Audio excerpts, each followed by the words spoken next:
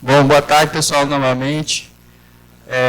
Hoje aqui nós vamos apresentar um pouquinho sobre a filosofia do cotidiano escolar e o senso comum pedagógico. Os integrantes do meu grupo é o Gesualdo, no apoio técnico, Eduardo Aguiar, que vai falar sobre o conteúdo aqui para a gente, o Pedro e o Davi nas considerações finais. Bom, o senso comum pedagógico ele é baseado em sujeitos, material didático, e é uma metodologia de ensino que aborda o conceito de senso comum, ação, uma síntese de... Esqueci, nervoso. Desculpa, gente. A síntese do senso comum, ela abrange tudo isso. Estuda a área em qual o professor e o aluno vão interagir para ter uma sociedade melhor. Bom, gente, a metodologia que a gente vai tratar aqui se trata de, em primeira abordagem, falar um pouco sobre o senso comum, o que ele é, na verdade, certo? E como ele se aplica no dia a dia, certo? Adiante, iremos tratar também dos sujeitos do senso comum pedagógico, certo? E os materiais didáticos e, por fim, a síntese dos elementos. Certo? Muito bem. O senso comum. O que é o senso comum? Nada mais é o senso comum do que conhecimentos, certo? Que adquirimos por práticas sem ser fundamentadas, ou seja, por experiências com outras pessoas, certo? E entendemos, por exemplo, senso comum. O que é senso? Senso é uma percepção. Comum é algo que é igual, ou seja, algo que pode dar certo ou errado, tanto para mim quanto para você. Ou seja, é comum para nós dois, certo? Muito bem. O modo de entender a realidade. Nesse modo de entender a realidade, podemos adquirir conceitos como valores e costumes. Os valores são estados emocionais que eles podem ser ativados conforme para definir alguma certa decisão que a gente deve tomar, certo? Temos ali uns exemplos de valores, amor, amizade, bondade, entre outros. Costumes também, trouxemos ali uma imagem que aborda. São práticas de culturas, certo? Que elas também estão dentro desses conceitos. Será que tudo é senso comum no dia a dia das pessoas? Será que tudo que a gente for resolver dentro do nosso dia a dia é baseado no senso comum? Não necessariamente. Porém, em algum momento do nosso dia a dia, iremos nos encontrar com algum problema que iremos resolver usando um conhecimento que adquirimos sem ser fundamentado, ou seja, um conhecimento do senso comum, certo? Agora, eu vou falar um pouco sobre os sujeitos do processo educativo. Primeiramente, eu vou falar sobre o educador. O que é o educador? Nessa perspectiva do senso comum pedagógico. Ele é aquele agente, né, certo? Que ele irá transmitir o conteúdo para os seus alunos, ou seja, isso é a prática da docência, certo? Nem sempre, como hoje é usado a pedagogia como o principal método de ensino, certo? Nem sempre foi usado. Anteriormente, né, certo? Quando se tinha quando era aplicado o estudo nas escolas, não era usado essa prática de ensino. A escola que era usada, a metodologia de aula que era aplicada antigamente, era baseada na ideia que o professor é o centro de tudo e que não deixa o aluno participar tanto. Ou seja, é uma escola tradicional, que a gente entende dessa forma. O senso crítico no papel do educador. O que é esse senso crítico do papel do educador? A gente entende da seguinte forma. Existem, até isso é colocado até anteriormente, né? Certo? De professores que não tinham certa formação em determinada área, porém eles lecionavam em escolas. E alguma vez que eles, dentro da sala de aula, eles iriam se encontrar com uma dificuldade em desenvolver esse conteúdo. No caso ali, daquela imagem que eu gostei de colocar, que a professora está se encontrando, né, certo? Em um ambiente que os alunos não estão prestando atenção na aula e ela não sabe o que pode fazer por conta da formação dela que é limitada. Ou seja, ela não tem tanto a desenvolver para que os alunos prestem atenção somente na aula dela. Certo?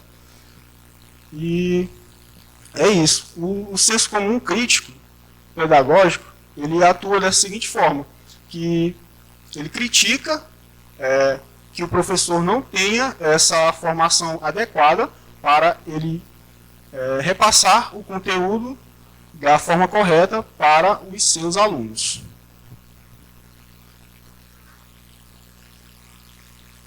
Agora, o educando. O que é o educando? O educando, quem é ele? O educando nada mais é do que o estudante, do que o aluno. Ou seja, esse aluno, ele é aquele agente que ele vai fazer parte do processo de ensino e ele vai ser, nessa perspectiva do senso comum, um ser que ele não é tão eficaz, ou seja, ele não é tão ativo nas aulas, ele não participa tanto. Existem esses dois sujeitos, o sujeito passivo e o sujeito ativo.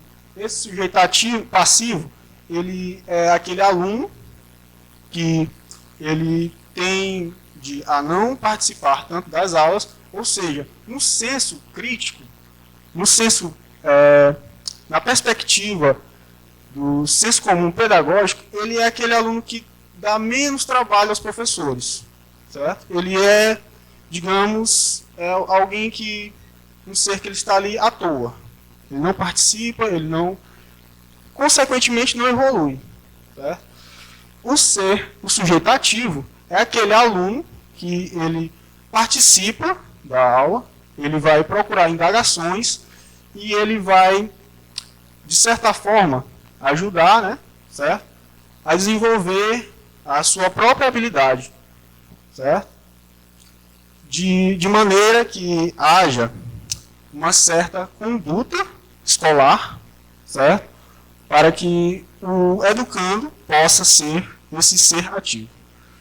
Nem sempre esse ser ativo ele poderia existir. Como antigamente já falado, que a escola era baseada no professor como centro de tudo, certo? Ou seja, o aluno não poderia participar. Nesse sentido, a gente entende que o aluno era passivo sempre, nesse sentido, certo? E hoje em dia, o aluno pode ser, porém não é adequado, porque existe a metodologia que ela faz com que o aluno desperte o interesse. Ou seja, o que é essa pedagogia, na verdade? Essa pedagogia, na verdade, é uma forma de ensinar em que o aluno ele está ali para aprender, mas também ele está ali para ensinar. Da mesma forma que o professor também ensina, como também ele aprende. Ou seja, é um aprendizado mútuo entre esses dois sujeitos. Um sujeito incapaz de julgar sua própria aprendizagem. Dentro dessa perspectiva, né, que eu já até comentei. Que ele é um ser incapaz de fazer uma própria menção à sua evolução. E esse é o aluno que ele não participa. Agora eu vou passar a palavra aqui para o Pedro, que ele vai trabalhar um pouco agora com os materiais.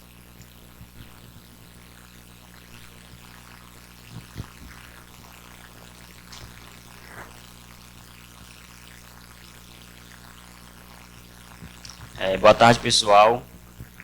Vamos agora abordar o material didático de acordo com o senso comum. O que seria esse material didático? Esse material didático seria o conteúdo, né, que vai ser transmitido para os alunos.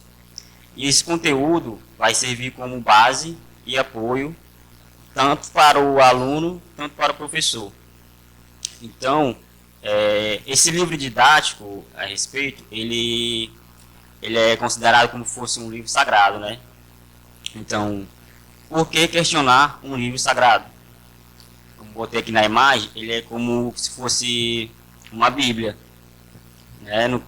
Então, ele é assumido como uma verdade absoluta.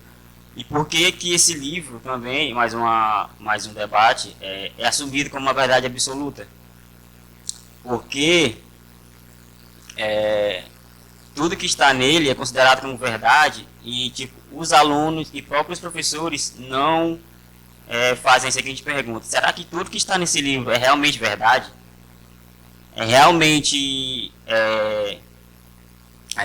uma verdade absoluta que a gente não pode nos questionar? Então, acontece o caso da submissão, né? A respeito dessa verdade, surgem dois tipos de livro: o livro do professor e o livro do aluno. E o que tem no livro do professor que não tem no livro do aluno? Bem, o que tem no livro do professor, além de ter todas aquelas perguntas, todas as respostas formuladas e padronizadas, também tem as respostas no final do livro, né, que todo mundo sabe. E tipo, isso acaba tanto o professor e o aluno sendo submissos a esse livro, não fazendo questionamentos. Por que, já que o livro, aí o aluno se pergunta, já que o livro do professor tem todas as respostas, tem todas aquelas questões, por que eu vou indagar ele? Por que eu vou questionar o que está escrito ali, se tudo que está ali é verdade?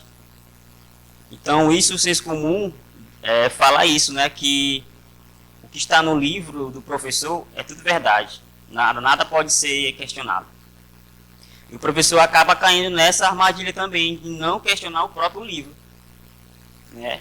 Então, se torna meio confuso até para o professor passar com aquela verdade, que nem ele mesmo sabe se é verdade, que ele nunca se questionou.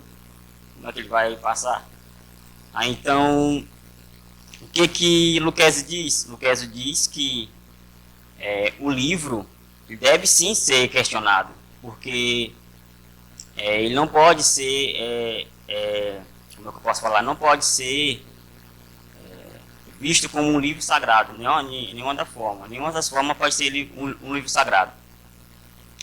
Então, o aluno fica, quantas vezes a gente não, vamos dizer, no nosso ensino fundamental, a gente recebe uma lição dos professores, chegamos em casa e tipo, pedimos ajuda aos nossos pais ou amigos, aí surge a seguinte questão: vamos responder essa questão aqui. Aí a gente responde de uma forma diferente da que está do livro e diferente da que o professor quer. Aí o aluno vai e fala: não, mas o professor não quer dessa forma, o professor quer assim, porque é assim que está certo. Mas o contexto é o mesmo, não mudou nada, só mudou algumas palavras, mas o contexto é o mesmo. E isso acontece por conta da submissão, né? E não por conta de ser uma resposta incorreta. e sim da mesma forma que foi, no mesmo contexto que está no livro, mas de forma diferente. Então, o Lucchesi diz que o livro didático deve ser questionado, sim. Agora a gente vai voltar e falar sobre um pouco dos métodos de ensino, né? O que seriam esses métodos de ensino? Como que começa um procedimento escolar que os professores fazem todo ano?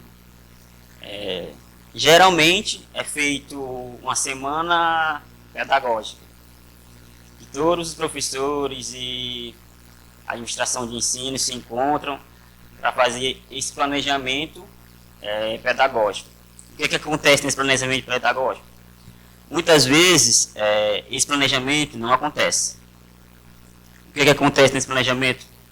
Um preenchimento de formulário, que é totalmente ao contrário de um planejamento. Esse planejamento seria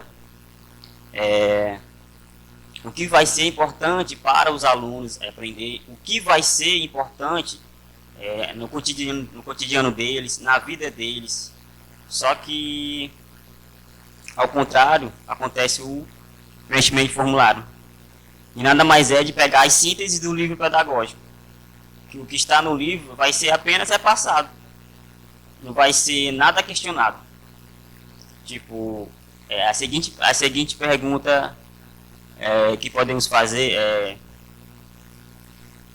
nessa semana pedagógica será que realmente o que é feito nessa semana pedagógica vai ser importante para o que eu vou ensinar para o meu aluno? Será que aquilo que eu vou repassar para ele vai fazer alguma diferença na vida da família dele ou até mesmo da dele? Então acontece essa incerteza, né? Que nem acontece no senso comum. Aí o que acontece? O senso crítico diz que esse planejamento deve ser, de certa forma, ao contrário do preenchimento de formulário. Fala que o que vai ser abordado nesse planejamento seria tudo que está relacionado à vida do aluno. Ele se baseia pela idade, se baseia pela um ano letivo que está sendo, ou então até pelas vivências que os professores provavelmente imaginam que os alunos têm, né? Então é importante criticar até mesmo o planejamento dos professores. Bem, e como é o processo de um docente, no caso? Bem, o processo do docente é o que a gente está fazendo aqui agora.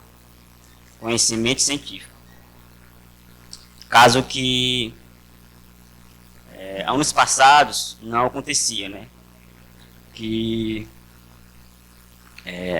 tinha aquele chamado ensino pedagógico, que era o ensino de 4 anos.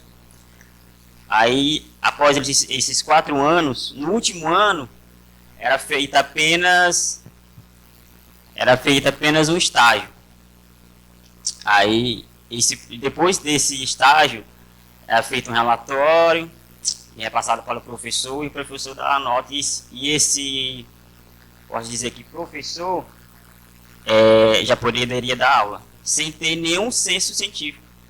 Só o que ele viu nos estágios, que foi o professor dando aula, o professor agindo com os alunos, e tipo, isso não deve acontecer, como já foi mudado, né, graças a Deus. Então, foi mudado para uma forma de conhecimento científico de verdade, né, que é a licenciatura. Antigamente não tinha licenciatura, tinha, mas o meio mais fácil de se tornar um professor era fazer pedagógico, que era esses 4 anos letivos. Então, até mesmo pessoalmente, eu decidi fazer o ensino científico, não pedagógico, porque eu sabia que depois de 4 anos eu ia me tornar um professor, mas eu não queria. Aí onde eu não fui parar, a licenciatura. Aí, pois bem, né? Então, o senso comum impera bastante nessa questão do professor. Aí eu estou vendo o professor dando aula dessa forma, então eu vou fazer daquela mesma forma. Sem me questionar se aquilo que ele está passando está correto, está, de certa forma, está sendo importante para a vida do aluno, para a vida do discente, né? Então, o senso comum impera muito nessa questão. E temos agora mais um tópico a ser abordado, as razões da permanência do senso comum. Por que que ele é tão importante, por que ele permanece tanto na vida pedagógica?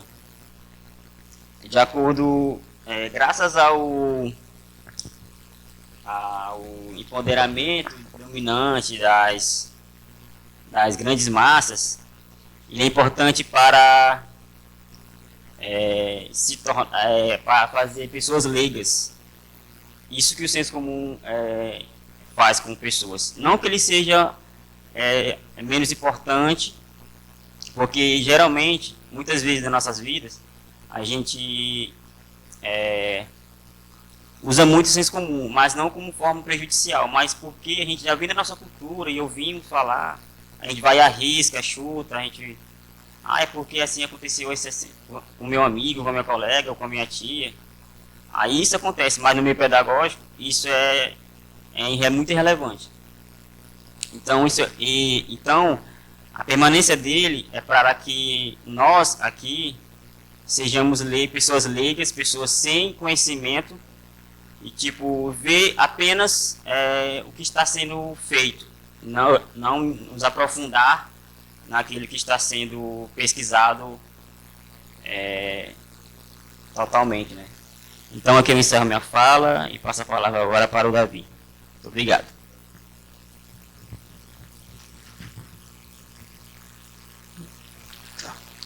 Bom, gente, boa tarde. Podemos concluir que a importância da filosofia, do senso comum, ela pode ser tanto retratada no ensino médio como também no ensino superior, pois se você tem um aluno do ensino médio que ele não interage, ele não é ativo, o professor, no caso, ele pode despertar isso no aluno, para que futuramente, quando ele chegar em cursos superiores, ele desenvolva isso melhor, ele possa se tornar um profissional melhor, para que ele futuramente, após a formação, ele chegue em uma escola, para se ele for professor, se ele chegue em alguma outra profissão que o docente ele orientou, possivelmente ele vai se tornar um profissional que futuramente possa ensinar outros profissionais a ser melhores. Sem mais, estamos abertos a perguntas. Sim, e depende também do nível da escolaridade, ou seja, aqueles alunos que estão em um estado mais alto, ou seja, no ensino médio, ou então, por exemplo, os alunos do terceiro ano do ensino médio, eles vão ter vai ser diferente o estudo deles, como vai ser em relação aos do primeiro. E isso a gente pode explicar, né? Certo? O que a senhora acabou de perguntar, porque vai sim influenciar esse senso comum mais para essas escolas do que para essas escolas públicas. E aí, gente, tem mais alguém que tem alguma pergunta? Ninguém? Pessoal, eu gostaria de agradecer, certo? A compreensão e gostaria de dar uma boa tarde a todos. Gostaria também de fazer um agradecimento pela oportunidade, certo, de estar podendo participar de um evento como este. E no mais, é isso, pessoal. Muito obrigado.